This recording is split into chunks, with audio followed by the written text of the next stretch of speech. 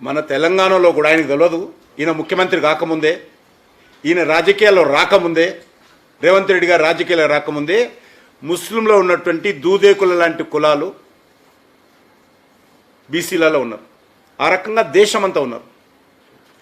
ఈ రకంగా కట్టగట్టి ఈరోజు అసదుద్దీన్ ఓవైసీతో సహా, అజారుద్దీన్తో సహా, షబ్బీర్ అలీతో సహా మొత్తం ముస్లింలు అందరిని తెచ్చి ఈరోజు బీసీల కలపడం గతంలో లేదు. అది భారతీయ జనతా పార్టీ వ్యతిరేకిస్తుంది. ఆ రోజు వృత్తుల ఆధారంగా ఉంది, కులం ఆధారంగా లేదు. బీసీ డి కింద ఇచ్చినా ముస్లింలనే ఇస్తున్నారు తప్ప వీళ్ళ కులాలే లేవు. వీళ్ళ బీసీలలో ముస్లింలలో కులాలు లేవు. అది చెప్పాలి, రాహుల్ గాంధీ చెప్పాలి. ఆయన రాహుల్ గాంధీ చెప్పుకోవాలి, రేవంత్ రెడ్డి చెప్పుకోవాలి. నేను ఎందుకు అలా చెప్పాలి? నాకైతే అవగాహన లేదు. నీకు అవగాహన ఉంటే చెప్పింటా. తెలియదు నాకు, తెలియదు, మాకైతే తెలియదు. ఉండొచ్చు దానికి.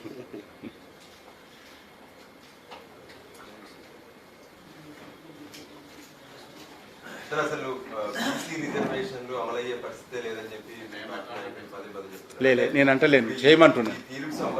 నేను చాలా స్పష్టంగా రిజర్వేషన్ అమలు జరగాలి, 42% జరగాలి, 42% కూడా బీసీలకే రావాలి, 42%లో మజ్లిస్ పార్టీ యొక్క కోటా ఉండకూడదని కోరుతా ఉన్నాను. అందులో 42%లో అసదుద్దీన్ ఓవైసీకి, అక్బరుద్దీన్ ఓవైసీకి, అజారుద్దీన్కు, షబ్బీర్ అలీకి కోటా ఉండకూడదని కోరుతున్నాను. ఒక్కసారి మీరు హైదరాబాద్ ఎలక్షన్స్ కానీ, గతంలో జరిగినటువంటి స్థానిక సంస్థల ఎన్నికల్లో కానీ అన్ని బీసీ సీట్లలో మరి మజ్లిస్ పార్టీ పోటీ చేసింది. ఏ ప్రాతిపదికన పోటీ చేసింది, ఎట్లా పోటీ చేసింది, మరి వాళ్ళు ఏ రకంగా 30 సీట్లు, 32 సీట్లు, 150 సీట్లలో గెలిచారు బీసీలకు ఇచ్చినట్టు. పెంచాడు కదా, గతంలో 4% ఉండేది, ఇప్పుడు 10% చేశాడు ముస్లింలకు. గతంలో ఓన్లీ 4% ఉండేది. రాజశేఖర రెడ్డి గారు 4% చేసి హైకోర్టు కొట్టేస్తే సుప్రీంకోర్టు స్టే తెచ్చి నడిపారు.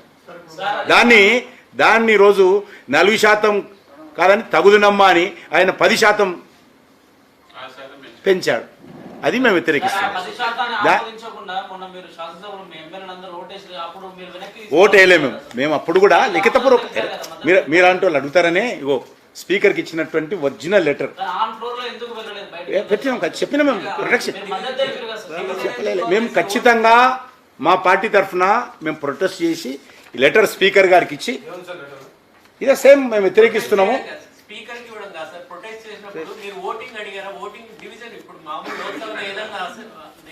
మేము ఆ రోజు మా యొక్క ప్రొటెస్ట్ రిజిస్టర్ చేసినాం.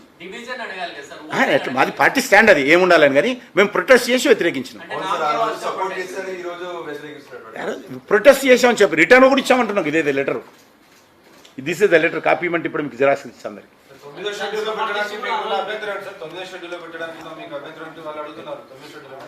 మాకేం అభ్యంతరం లేదు.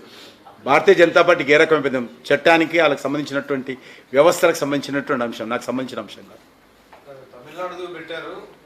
మరి తర్వాత కూడా చాలా మహారాష్ట్ర, బీహార్ అనేక పెట్టలేదు కదా, పంజాబ్.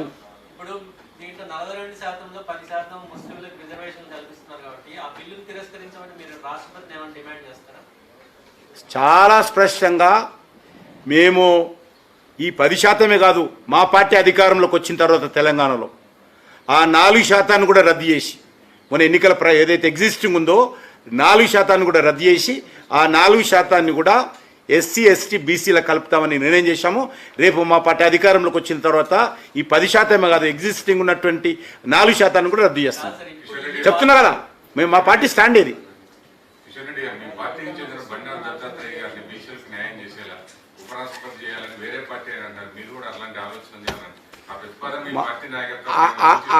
అదే ఆలోచన వాళ్ళ పార్టీలో ముందు చేస్తే మంచిదని. ఆయన ముందు రాజీనామా చేసి బీసీని చేయమని ముందు అక్కడ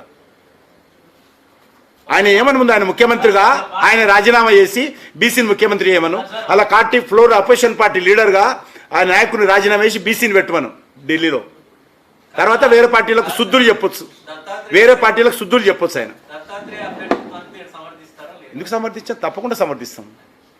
ఎందుకు సమర్థించాం? వ్యతిరేకించాల్సిన అవసరం, పార్టీ నిర్ణయం చేసినాక సమర్థన వ్యతిరేకత ఉండదు. మా పార్టీ నిర్ణయం మేము నిర్ణయం తీసుకుంటాం.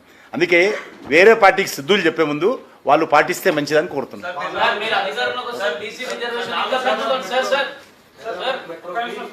సార్